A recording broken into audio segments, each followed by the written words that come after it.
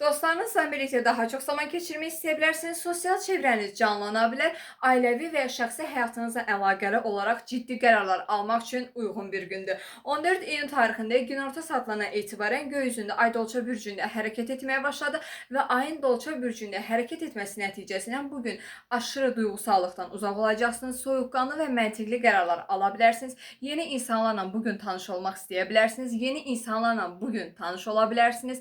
Dostlarınızla birlikdə daha çox zaman keçirə bilərsiniz. Dostlarınızla birlikdə planlar edə bilərsiniz.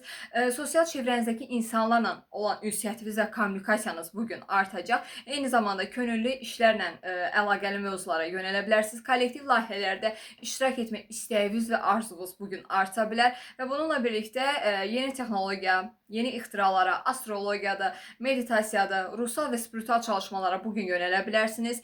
Yeni fikirlər bu gün sizin gündəminizdə və həyatınızda ön planda olacaq və axşam saatlarına doğru göy üzündə ayın Saturn qoçu və Neptun qoçu arasında müsbət dərəcə 60 dərəcəlik açısı aktiv olacağı üçün duyğusal olğunluq yaşaya bilərsiniz. Ailəvi və yaxud da şəxsi həyatınızla əlaqəli ciddi qərarlar ala bilərsiniz. Axşam saatlarına doğru sosiallığınız çox artacaq, dəyərləndirməyə çalışın. Özünüzdə yaşca böyük şəxslərlə, atanızla, müdürünüzlə, otorite fiqurlarla bu gün aranızda müsbət hadisələr yaşanıla bilər.